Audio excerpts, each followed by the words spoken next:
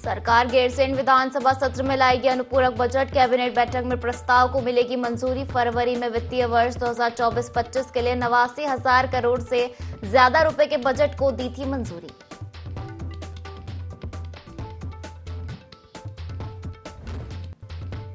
मलबा आने से बद्रीनाथ हाईवे बंद। NHIDCL के खिलाफ लोगों में नाराजगी। हाईवे खोलने में जुटी NHIDCL।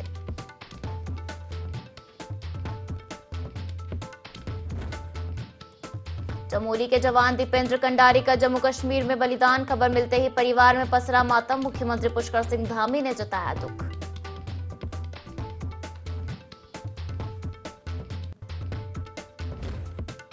मानसून की रफ्तार फिर तेज। आज चमोली और बागेश्वर में भारी बारिश को लेकर ऑरेंज अलर्ट। पिछले 24 घंटे में दून में 66.5 मिलीमीटर और ऊखीमठ में 54.5 मिलीमीटर बारिश की गई रिकॉर्ड।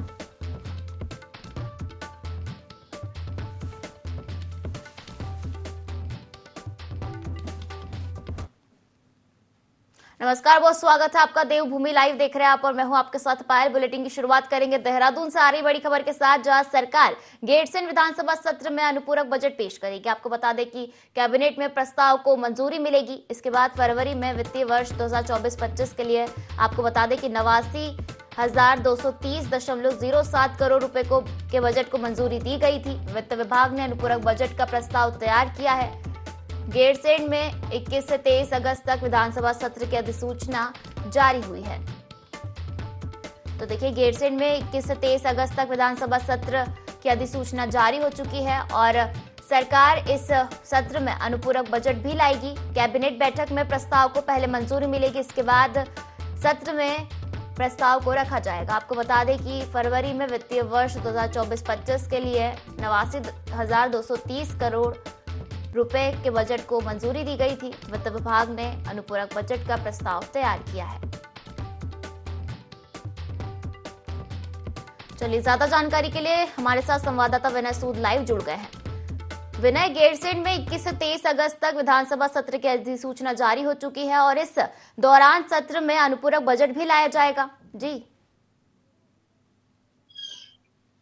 जी बिल्कुल पायल, देखिए आपको बता दें कि जिस तरह से 21 तारीख से लेकर के 23 तारीख तक जो यहाँ पर सत्र है वो इस दौरान गैरसैंण में किया जाना है। इसको लेकर के जो तैयारियां हैं वो पूरी तरह से जारी है। साथ ही साथ जिस तरह से अधिसूचना जो है जारी हो चुकी है, तो अब ऐसे में जो यहाँ पर बजट की अगर बात की जाए तो वित्तीय वर्ष 2024 से 25 तक का जो बजट है इस दौरान यहाँ पर जो है इस दौरान रखा जाएगा। तो देखा जा सकता है कि जो आने वाली तारीख को, यानी कि बताया जा रहा है कि 14 तारीख को जो है जो कैबिनेट यहाँ पर होगी देहरादून में, तो उसमें जो है इस दौरान इस पर फैसला लिया जाएगा। और जो ये बजट की यहाँ पर बात की जाए तो जो बजट है इसको लेकर के यहाँ पर चर्चा की जाएगी। तो देखा जा सकता है कि पूरी तरह से जो सरकार की तैयारियां है वो जारी है। और इसके अलावा यहाँ पर बात की जाए तो जो यहाँ पर जो सत्र होना है उसके लिए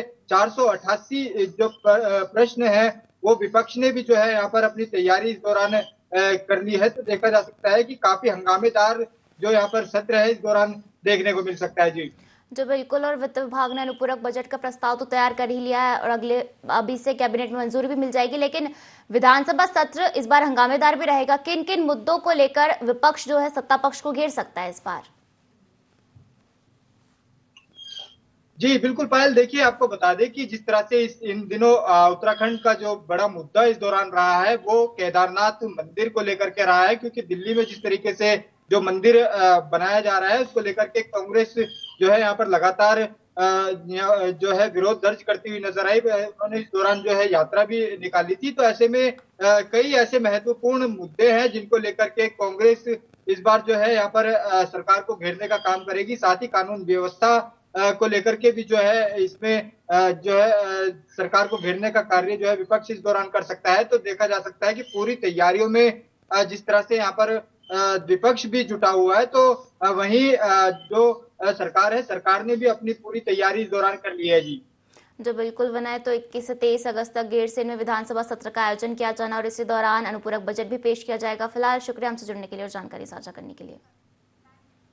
आगे बढ़ेंगे और आगामी 13 अगस्त को उत्तराखंड के मुख्यमंत्री पुष्कर सिंह धामी रुड़की में तिरंगा यात्रा में शामिल होंगे। जिला अध्यक्ष भाजपा शोभाराम प्रजापति ने जानकारी दी कि आगामी 13 अगस्त को उत्तराखंड के मुख्यमंत्री पुष्कर सिंह धामी रुड़की में आयोजित तिरंगा यात्रा में शिरकत करेंगे। इस मुहिम में देश और प्रदेश के भाजपा कार्यकर्ता हर घर तिरंगा लगने का कार्य करेंगे और साथ ही साथ उन्होंने बताया कि एक पेड़ मां के नाम लगाने का संकल्प भी मोदी जी द्वारा लिया जाएगा और प्रदेश और देश में हर व्यक्ति और भाजपा का कार्यकर्ता एक पेड़ मां के नाम लगाने जा रहा है। रुड़की बीजेपी का हर घर तिरंगा अभियान चलेगा।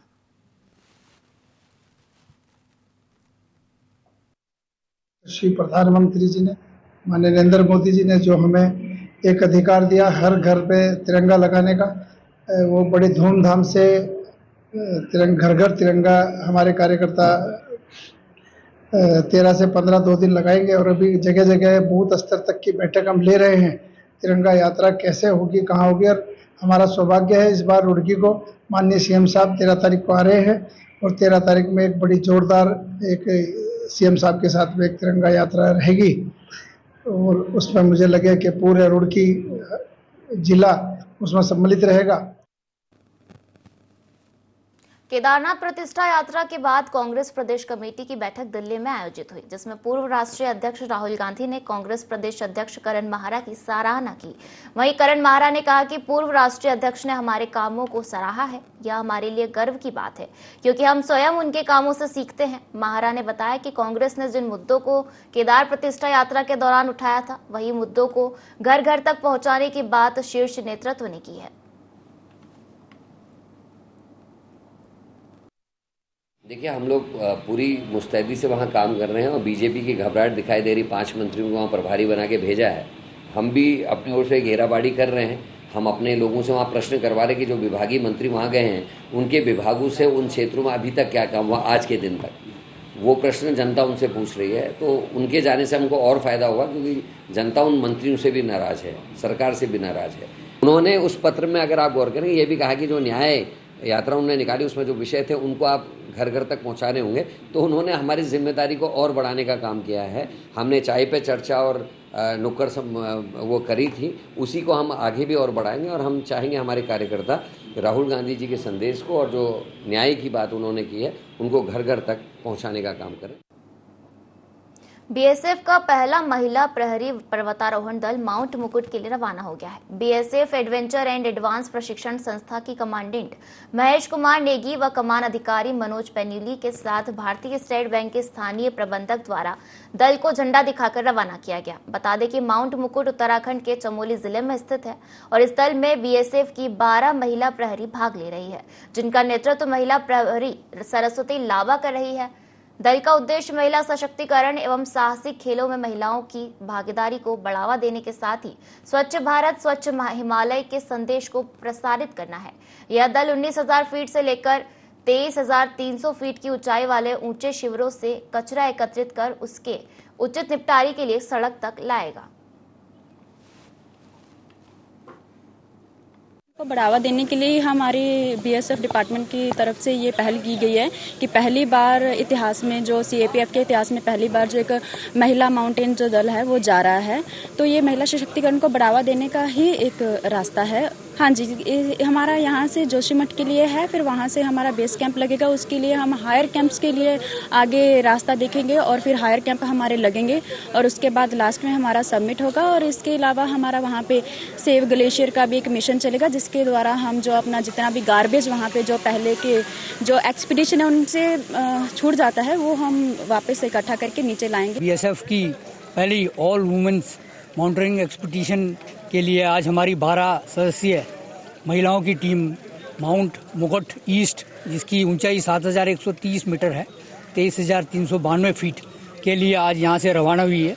ये 12 महिलाओं का एक दस्ता है जो माउंट मुकुट ईस्ट पे भारत का झंडा तथा बीएसएफ का झंडा लहराएगी, तो महिला सशक्तिकरण के ऊपर। और दूसरा जो है हमारा स्वच्छ भारत और स्वच्छ ग्लेशियर, इसके ऊपर भी फोकस है। ये एक्सपीडिशन के दौरान हम 19,000 से 23,000 फीट के बीच में जितना भी ट्रैश या गंदगी पहले छोड़ के लोग आए हैं उसको भी उठा के नीचे लाएंगे और उसका निष्पादन करेंगे। स्वतंत्रता दिवस के कार्यक्रम और हर घर तिरंगा फहराने को लेकर कपकोट में शिखर मंडल व कपकोट मंडल की बैठक की गई, जहां विधायक सुरेश गढ़िया ने सभी से हर घर में तिरंगा फहराने की अपील की। वहीं कहा कि 13 अगस्त को युवा मोर्चा कपकोट में बाइक रैली निकालेगा, जिसमें हर बाइक के साथ तिरंगा फहराया जाएगा। वहीं भाजपा जिला उपाध्यक्ष सुरेश काटपाल ने कार्यकर्ताओं को आगामी पंचायत चुनावों की तैयारी करने को कहा।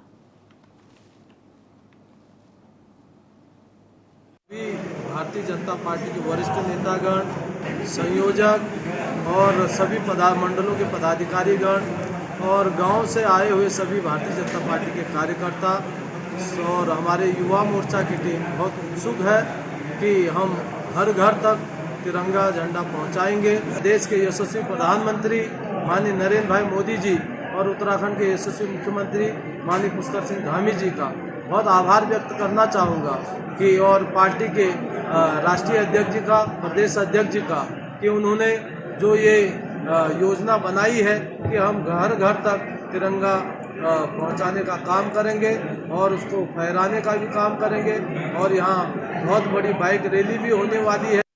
खटीमा में क्रिप्टो करेंसी के नाम पर ठगी का मामला सामने आया है, जहां थारू जनजाति के लोगों को व्यक्ति ने 6 महीने में रकम कई गुना होने की बात कही और क्रिप्टो करेंसी में पैसे लगवाने की बात कहकर पैसे ऐंठ लिए। आरोपी ने कई व्यक्तियों से लाखों रुपए लिए हैं।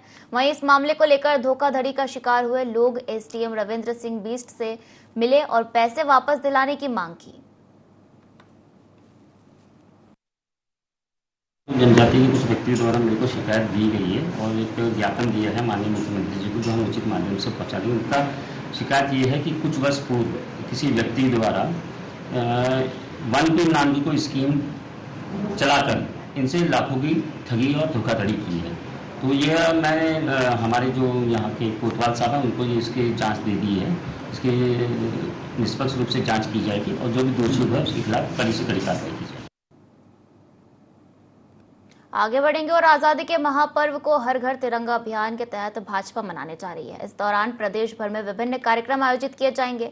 बता दें कि 11 से 13 अगस्त तक भाजपा महिला मोर्चा प्रदेश भर में विधानसभा स्तर पर तिरंगा पदयात्रा निकालने की तैयारी में है। भाजपा प्रदेश प्रवक्ता कमलेश रमन ने बताया कि 15 अगस्त को लेकर 11 तारीख से 13 तारीख तक भाजपा पदाधिकारी और कार्यकर्ता हर घर जाकर तिरंगा फहराने का कार्य करेंगे।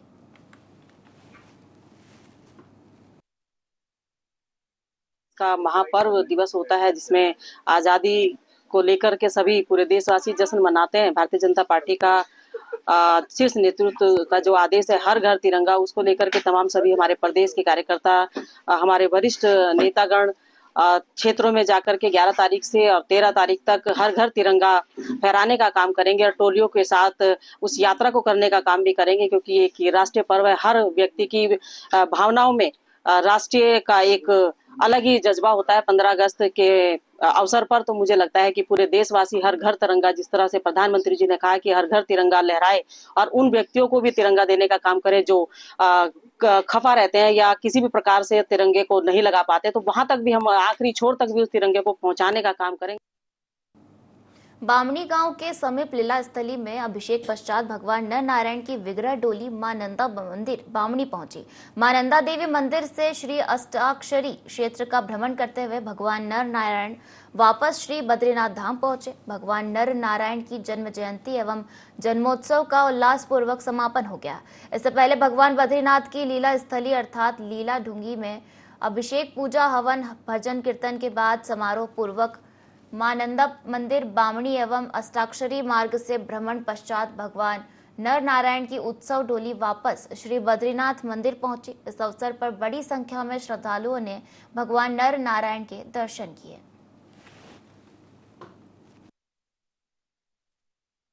ये जो दिव्य स्थान है बामणी गांव के निकट, भगवान बद्रीवत्साल के निकट ऋषि गंगा आती है नीलकंठ पर्वत से, वहाँ पे सुंदर सा एक दिव्य स्थान है जो लीला ढूंगी के नाम से जाना जाता है। यहीं पर भगवान ने बाल लीला करी थी और ये भगवान के नर नारायण अवतार का दर्शन है। ये मूर्ति भगवान के मंदिर से नर नारायण जी की मूर्ति अपनी माता जी से मिलने के लिए माता मूर्ति में जाती है। यहाँ के स्थानीय लोग और जितने भी भक्तगण देश विदेश से आते हैं वो सभी उस उत्सव में जाकर के शामिल होते हैं। ऐसे इस दिव्य स्थान में चारों ओर भ्रमण करती है। बामणी गांव में मां नंदा के दर्शन के लिए जाती हैं। नारायण भगवान का नीला ढूंगी में आज उत्सव के रूप में संपूर्ण यहाँ के जितने भी भक्तगण हैं, यहाँ के जो स्थानीय लोग हैं, जो भक्तगण आते हैं देश विदेश से मिलकर के उस उत्सव को मनाते हैं। सीमांत जनपद उत्तरकाशी मां गंगा एवं यमुना का उद्गम स्थल है। बाबा काशी विश्वनाथ की भूमि पर आकर लगता है कि स्वर्ग से भी सुंदर जगह पर हम आ गए हैं। यहाँ की संस्कृति में भी भगवान का वास है। वहीं इस क्षेत्र में नाग देवता की पूजा का भी विशेष महत्व है। देखिए उत्तरकाशी की सुंदरता और नाग पूजा की परंपरा पर एक रिपोर्ट। हम आपको सीधे लिए चलते हैं कैलसू घाटी, जहाँ के बारे में आपको बता दें कि कैलसू का मतलब कैलाश यानी कि भगवान शंकर की भूमि, जिसका साक्षात उदाहरण डोडीताल में मिलता है, जहां भगवान गणेश की जन्मस्थली है। पर हम बात कर रहे हैं नागलोक की, यानी वासुकी नाग, जिसे नागों का राजा कहा जाता है। पुराणों के अनुसार भगवान शंकर ने वासुकी नाग की भक्ति से प्रसन्न होकर उन्हें धरती पर राज करने के लिए एक हिस्सा दिया था। कहा जाता है कि नाग पंचमी के दिन वासुकी नाग साक्षात दर्शन देते हैं। जनपद उत्तरकाशी की केलसू घाटी में आजकल मेलों की धूम है। यहाँ के आराध्य देव वासुकी नाग देवता हर गांव में पूजे जा रहे हैं। महिला पुरुष ताल से ताल मिलाकर रासों नृत्य कर रहे हैं। हर घर में पकवान बन रहे हैं। गांव में आने वाले हर इंसान की खातिरदारी में ग्रामीण जुटे हुए हैं। भगवान वासुकी नाग देवता यहाँ पर विराजमान है और मुद्ग ताल में ही भगवान वासुकी नाग देवता उत्पन्न हुए है।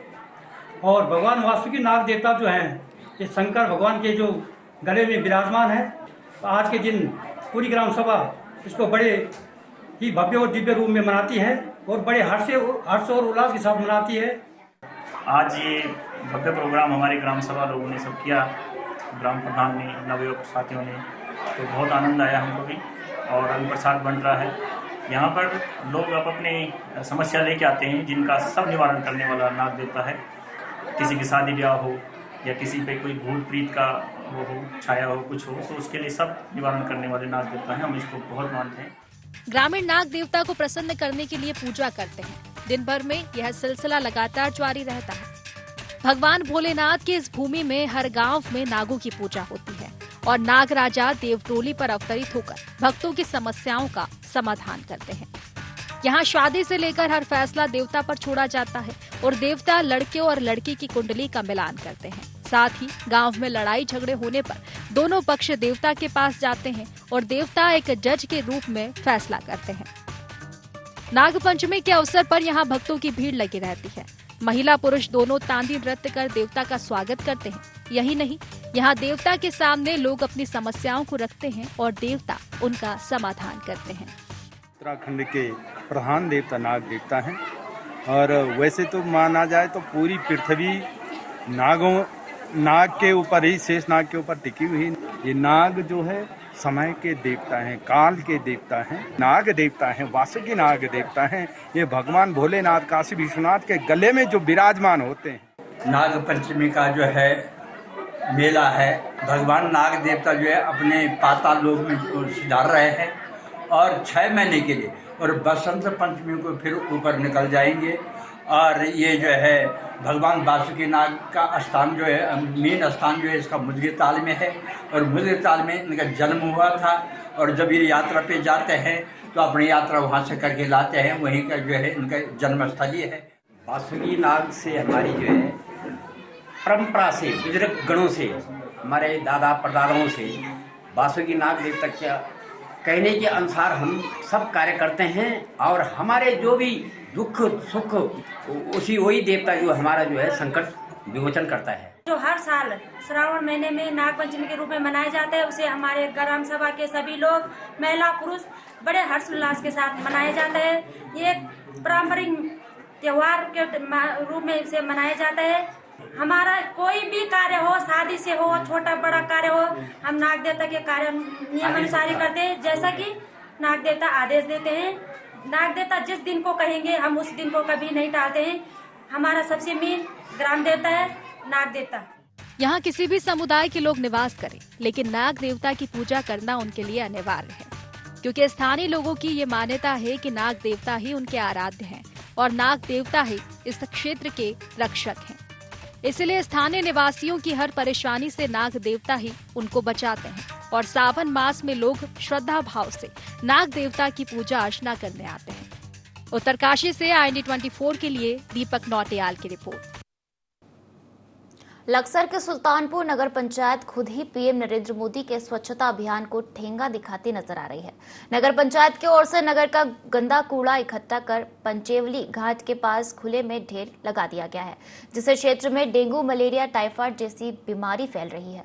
इसकी पुष्टि स्टाइलपुर के प्रधान विकास सैनी भी कर रहे हैं। प्रधान का कहना है कि जब से नगर पंचायत का गठन हुआ है तब से गंदा कूड़ा कचरा यही अवैध रूप से डंप किया जा रहा है, जो क्षेत्र में बीमारियों को बढ़ावा दे रहा है। मेरी अभी ईओ साहब से बात हो गई इस संबंध में, और फेंसिंग ग्राउंड जो हमारा बन रहा है वास्तव में वो अभी कंप्लीट हुआ नहीं है, कुछ भराव वगैरह होना है, लेकिन फिर भी हमारे पास उसके बगल में भी पूरा खेत पूरी जगह है। मैंने ईओ साहब को बता दिया है कि वो उस जगह पे डंप करेंगे, ना कि रोड पे डंप करेंगे। और 1-2 दिन में मैं भी उसका निरीक्षण एक बार कर लूँगा इन्होंने कितनी कार्रवाई वगैरह की है। दूसरा, हमने बजट की प्रत्याशा में फाइल भी साइन कर दी है भराव की, जिसके कारण ये दिक्कतें हो रही थी, तो वो काम भी हमारा जल्दी ही शुरू हो जाएगा। तो मैं समझता हूँ कि ईओ साहब से मेरी बात हो गई है और हम आज से कल से इसमें जो भी है, जो जहाँ डंप होता था वहाँ ना करके जो हमारा फेंसिंग ग्राउंड के बगल का जो खेत है हम उसमें फिलहाल डंप करेंगे। तो देखिए, स्वच्छता अभियान में बस्ती में लापरवाही की जा रही है, अवैध रूप से कचरा डंप किया जा रहा है, डेंगू मलेरिया की बीमारियां बढ़ रही है।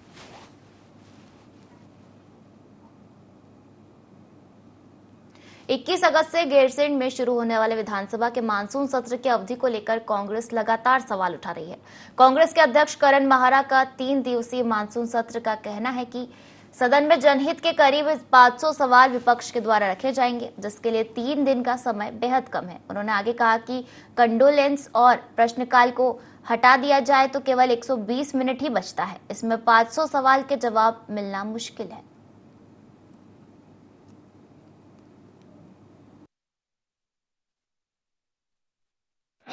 पहले दिन कॉन्डोलेंस है, 2 दिन का कुल मिला के 120 मिनट बैठते हैं, और जो प्रश्न लगे हैं वो लगभग 500 लगे हैं। क्या 500 प्रश्नों के उत्तर 120 मिनट में दिए जा सकते हैं? पहली बात हुई है। स्वास्थ्य, पानी, बिजली, शिक्षा, ये जिम्मेदारी सरकार की होती है कि टैक्स लगाने वाले टैक्स पेयर से टैक्सेस लें और गरीब के लिए टीचर की, डॉक्टर की, दवाई की, गाड़ी की, पानी की, रोटी की व्यवस्था करे। और सरकार ये कहे कि बिजनेस नहीं है, इसलिए हम प्रश्न किसके प्रश्न होते हैं? जो चुन के जनता के प्रतिनिधि हाउस में आते हैं वो इसलिए आते हैं कि अपनी जनता से जुड़ी हुई समस्याओं का निदान के लिए विधानसभा में प्रश्न कर सकें। अगर प्रश्न ही नहीं होंगे तो कानून काहे से बने? इस बुलेटिन में फिलहाल इतना ही। आप बने रहिए IND24 के साथ। नमस्कार।